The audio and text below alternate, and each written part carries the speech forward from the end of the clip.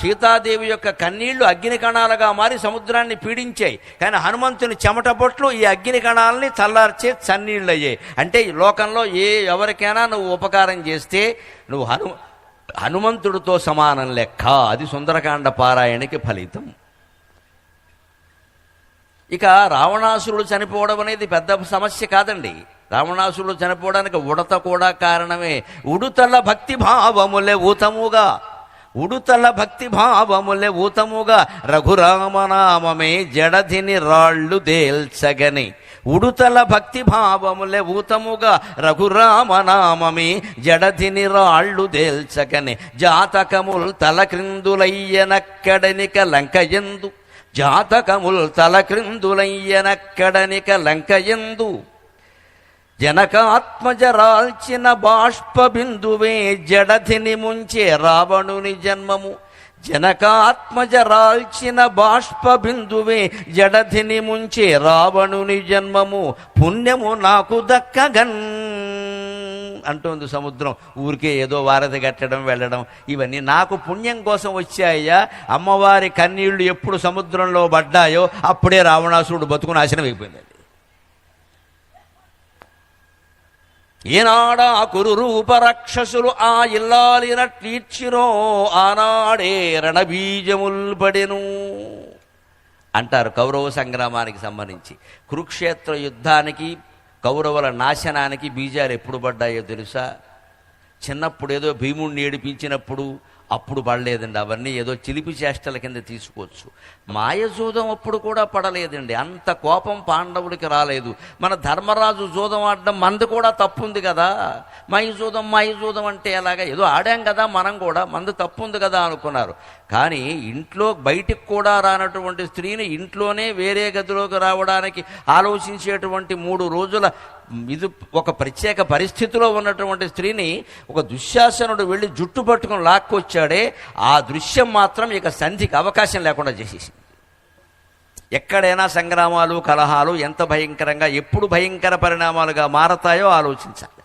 పసిపిల్లలను చంపినప్పుడు, స్త్రీలను భయంకర అవమానానికి గురి చేసినప్పుడే వస్తాయి ఈ పరిస్థితి. కోపం వచ్చినా తాపం వచ్చినా అంత తీవ్రమైన పాపాలు చేయకుండా ఉంటే యుద్ధాలు జరగవు. ఎక్కడొక్కడ సంధి చేసి పోన్లేవయ్యా ఏదో కోపంలో అన్నాడయ్యా 4 మాటలు, వాడు కొంచెం పుచ్చుకుని అన్నాడయ్యా వదిలేయ అనొచ్చు, పర్వాలేదండి మాటలంటే వదిలేయచ్చు. కానీ అవమానం చేస్తే, జుట్టట్టుకు లాగితే, సభలోకి లాక్కొస్తే అంచేది ఏనాడా కురురూప రాక్షసులు ఆ ఇల్లాలినట్లీడ్చరో ఆనాడే రణబీజములు పడేను. అప్పుడే పడిపోయే బీజాలు, ఇంకెవడు మార్చడం ఇంకదాన్ని. అది ఒక్కడే జరగకపోయి ఉంటే సంధి జరిగేది. 5 గ్రామాలకో 5 పట్టణాలకో జరిగే అవకాశం లేదు ఇక్కడ. అలాగే రామాయణానికి బీజాలు ఎక్కడ పడ్డాయంటే సీతాదేవిని లాక్కెళ్ళినప్పుడు ఆ కన్నీళ్లు సముద్రంలో పడినప్పుడే పడ్డాయి. అంచేతనే సముద్రం ఉంటుంది పుణ్యం నాకు దక్కింది కానీ జనక ఆత్మజ రాల్చిన బాష్పబిందువే జడతిని ముంచె రావణుని జన్మము పుణ్యము నాకు దక్కగన్. జానకీదేవి రాల్చినటువంటి బాష్పబిందువులే వాడిని చంపేసి వాడి జీవితాన్ని సముద్రంలో ముంచేసి అందుకు ఉడత కూడా సాయం చేసింది మనం గ్రహించాలి. రామాయణంలో బాగా ప్రచారంలో ఉన్నటువంటి కథ ఇది. చక్కని చమత్కారపూరితమైన కథ. ఉడత వారధి కడుతూ ఉంటే దానికి కూడా చెట్టు మీద ఇలా పాకుతున్న ఉడత కనిపించిందిట. అయ్యో నేను కూడా ఏదైనా చేద్దాం, రామకార్యం అనుకుని అదేం చేసిందిట, నీటిలో మునిగిందిట. బయటకు వచ్చి ఇసుకలో దొల్లిందిట. మళ్ళీ వెళ్ళి ఆ వారధి మీద దొల్లిందిట. దీని శరీరం ఎంత ఉడత, ఇదో పెడత, దీనికంటే నీళ్ళెన్ని, దీనికంటే ఇసుకెంత. అది వారధి మీద దొల్లితే మాత్రం ఎంత ఇసుక రాలుతుంది. దాంతో మెత్తం ఇక్కడి నుంచి రామేశ్వరం నుంచి శ్రీలంక వరకు వారధి కట్టాలంటే ఈ ఇసుక ఏ పాటు ఇక్కడ. కానీ అది కూడా దైవ కార్యానికి తన వంతు సాయం చేసింది. ఇంత పెద్ద కార్యక్రమం జరుగుతూ ఉంటే 1,00,000 రూపాయలు ఇవ్వగలిగిన వాళ్ళు 1,00,000 రూపాయలు ఇస్తే, 100 రూపాయలు ఇచ్చిన వాళ్ళు 100 రూపాయలు ఇస్తే భగవంతుడు ఏ ఫలితం ఇస్తాడో తెలుసా? అదే రామాయణం చెబుతుంది. 1,00,000 రూపాయల వాడికి 1,00,000 రూపాయల ఫలితం, 100 రూపాయల వాడికి 100 రూపాయల ఫలితం ఉంటుందా? ఇద్దరికీ సమానమైన ఫలితం ఉంటుందా అంటే రామాయణం చెబుతోంది ఇద్దరికీ సమానమైన ఫలితమే ఉంటుందమ్మా, అనుమానమే. ఇది ఆశ్చర్యకరంగా ఉండొచ్చు. ఇంత పెద్ద కార్యక్రమానికి కోటీశ్వరుడు ఉండి నేను 10 లక్షలు ఇస్తానండి అన్నాడు. మామూలు సామాన్య ఉద్యోగం ఉండి నేనంత ఇవ్వలేనండి, ఒక 1000 రూపాయలు ఇస్తాను, కానీ ఏదో గరికపాటి వారు వస్తున్నారు, మీరు ఏదో పెట్టిస్తున్నారు కార్యక్రమం, నాకు ఆనందంగా ఉందండి, నేను సరే ఇవ్వయ్యా అన్నారు కార్యకర్త. ఆశ్చర్యం ఏమిటంటే రామాయణమే ఆధారం, ఇద్దరికీ సమాన ఫలితం దక్కుతుంది. ఎందుకంటే ఆయన యథాశక్తి మేరకు ఆయన ఇచ్చాడు, ఈయన యథాశక్తి మేరకు ఈయన ఇచ్చాడు. భగవంతుడు ఇద్దరికి యథాశక్తి మేరకు ఇస్తాడు, అనుమానం లేదు. దానికి ఉదాహరణ ఏంటంటే ఉడతకి ఏమి ఇచ్చాడండి రాముడు? దానికేమి నోబెల్ ప్రైజ్ ఇవ్వలా, భారతరత్న ఇవ్వలా, పద్మశ్రీ ఇవ్వలా, పోనీ రత్నాలు వజ్రాలు ఇవ్వలేదు.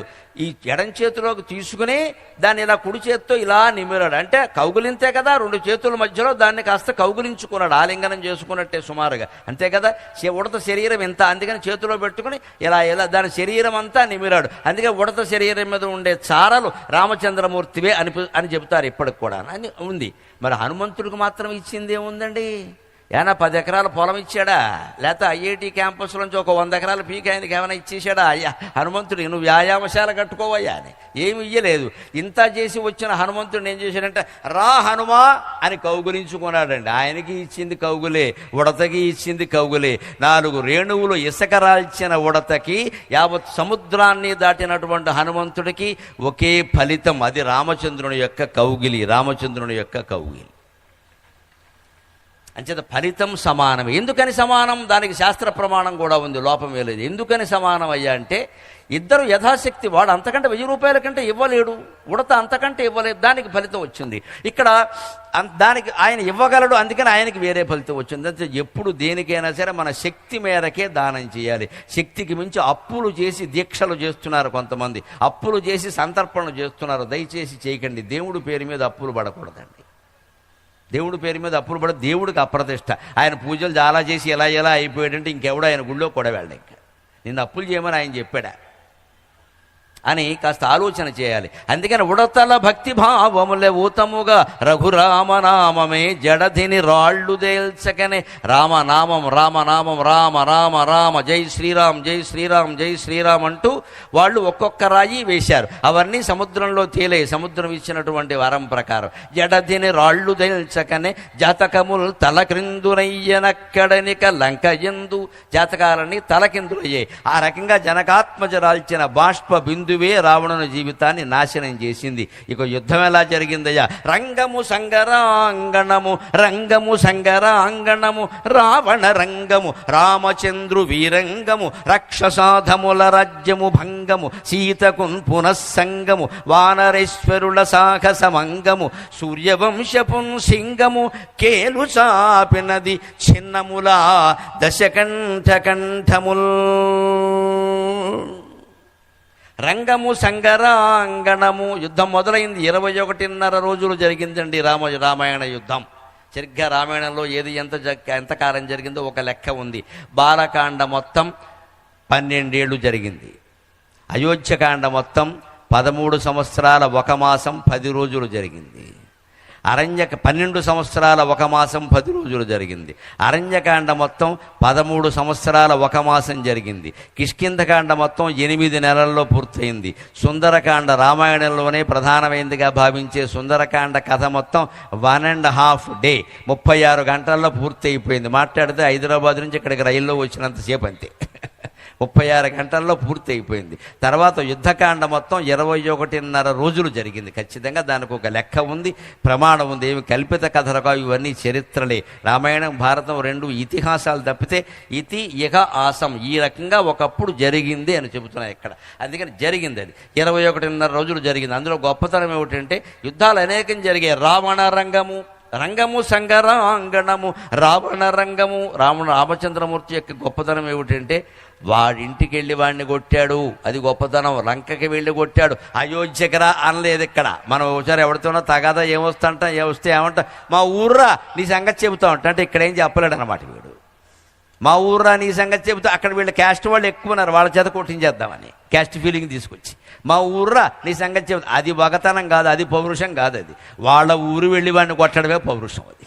అందుకని రామచంద్రమూర్తి ఎందుకు గొప్ప వీరుడు అయ్యాడ, జగదేక వీరుడు అంటే వాళ్ళ ఊరు వెళ్ళి వాడిని కొట్టాడు ఖచ్చితంగా. రావణ రంగము రామచంద్రు వీరంగము, ఒక వీరంగం ఆడాడు ఆయన. రాక్షసాధముల రాజ్యము భంగము, దాంతో రాక్షసాధముల రాజ్యం భంగమైపోయింది. సీతకు పునఃసంగము, సీత తిరిగి రామచంద్రమూర్తిని కలవగలిగింది. వానరేశ్వరుల సాహసమంగము, వానరాదులు సుగ్రీవుడు మొదలైన వాళ్ళు, అంగదుడు, సుషేనుడు, నీలుడు, మైందుడు, ద్వియుధుడు మొదలైన వాళ్ళందరూ పరిశ్రమ చేశారు, శ్రమ పడ్డారు. వాళ్ళందరూ శ్రమ ఫలించింది. సీతకు పునఃసంగము, వానరేశ్వరుల సాహసమంగము. ఇంత ఎందుకు జరిగింది అంటే సూర్యవంశపు సింగము కేలు చాపినది చిన్నములా దశకంఠ కంఠముల్.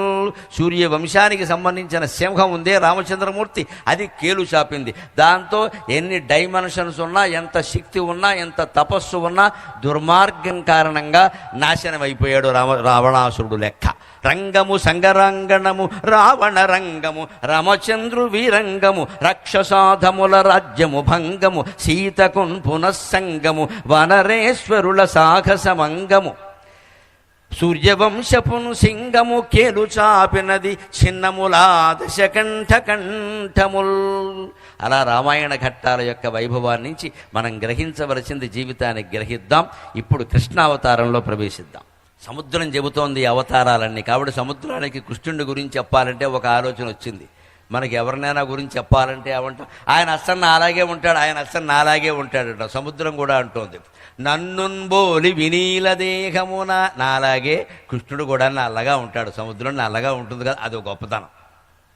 నన్నున్బోలి వినీల దేహమున ఎన్నల్లేని సౌందర్య సంపన్నుండై పరమాత్మరూపుడై ఆపన్న ప్రసన్నుండునై వెన్నుండా చెరసాల పుట్టగనే పృథ్వీదేవి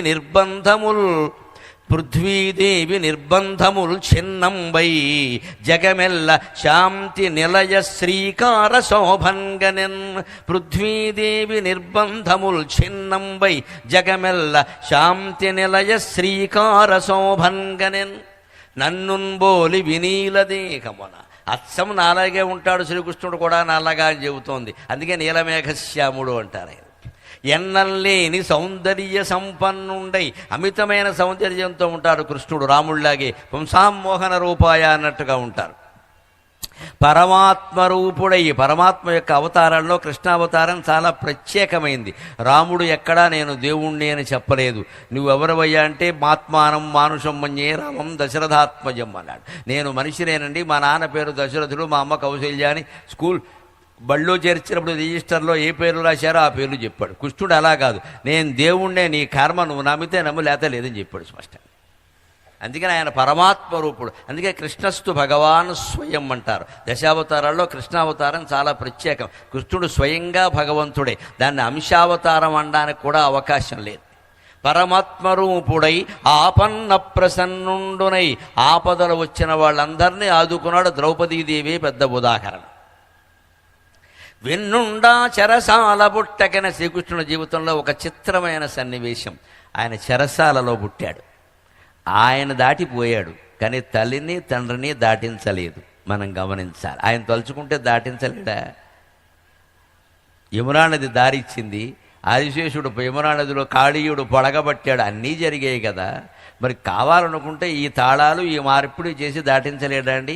కానీ వాళ్ళు దేవకి వసుదేవుడు వాళ్ళ పూర్వజన్మ కర్మ ప్రకారం వాళ్ళు అనుభవించవలసినవి అనుభవించాలి. అందుకే వాళ్ళకి చెప్పకుండా వెళ్ళిపోయాడు తప్పితే వాళ్ళ కర్మఫలాలు రద్దు చేయాలి. అందుకని మనం ఎన్ని పూజలు చేసినా, ఎన్ని తీర్థాలు జరిగినా, దేవుడే మన స్వయంగా మన ఇంట్లో పుట్టినా మన కర్మ మనం అనుభవించవలసిందే. గమనించాలి ఆ విషయం. అది కాస్త తొందర పెట్టడానికో ముందు చేయడానికో పనికొస్తాడు, కానీ మొత్తం రద్దు చేయడం అనేది మాత్రం సాధ్యం కాదు. అందుకని వెన్నుండా చెరసాల పుట్టకని పృథ్వీదేవి నిర్బంధములు చిన్నంబై, భూమండలానికి మొత్తం కంసుడు చేతుల్లోనూ నరకాసురాది రాక్షసుల చేతుల్లోనూ వచ్చినటువంటి నిర్బంధాలున్నాయే అవి చిన్నమయ్యాయి. జగమెల్ల శాంతి నిలయ శ్రీకార శోభన్ గనెన్. ఈ జగత్తంతా శాంతి నిలయంగా మారి ఒక శ్రీకార శోభతో రుక్మిణీదేవి కూడా జన్మించింది కాబట్టి, లక్ష్మీదేవితో సహా వచ్చాడు కాబట్టి ఒక శ్రీకార శోభతో ప్రకాశించేవి ఖచ్చితంగా. అది శ్రీకృష్ణావతారం యొక్క రహస్యం. ఇంకా ఏమిటంటే ఆయన అవతారంలో సాధించిన ప్రయోజనాలు. చీరల్లాగిన దుర్మదంధులకు వ్రచ్చన్ వక్షముల్, చీరల్లాగిన దుర్మదంధులకు వ్రచ్యన్ వక్షముల్ కోప సంసారంబుల్ నవనీత యోగి కనులై సంపూర్ణ నిష్కామయోగారంభంబులు నైవెలింగి పరమాత్మానంద గీతావచస్సారంబు ఈ జగతిన్ ప్రసారమగు సంసారంబు స్వర్గంబుగాన్. చీరల్లాగిన దుర్మదంధులకు వ్రచ్యన్ వక్షముల్. వస్త్రాపహరణం చేస్తూ ఉంటే ద్రౌపదీదేవి హే కృష్ణ గోవింద ద్వారకావాస అని ప్రార్థన చేస్తే వచ్చాడా లేదా, వచ్చినట్టు కనపడకపోయినా కాపాడా లేదా. అంచేత భగవంతుడు కాపాడతాడు. మనకు కనపడాలని ఏమీ లేదు ఇక్కడ. నీకు కనపడి ఆధార్ కార్డు చూపించి నేను భగవంతుడిని కాలింగి బెల్ల కొట్టి కాపాడవలసిన అవసరం ఆయనకి లేదు. కానీ ఆపద పోయేలా మాత్రం ఖచ్చితంగా చేస్తాడు. అది మనం దృష్టిలో పెట్టుకోవాలి.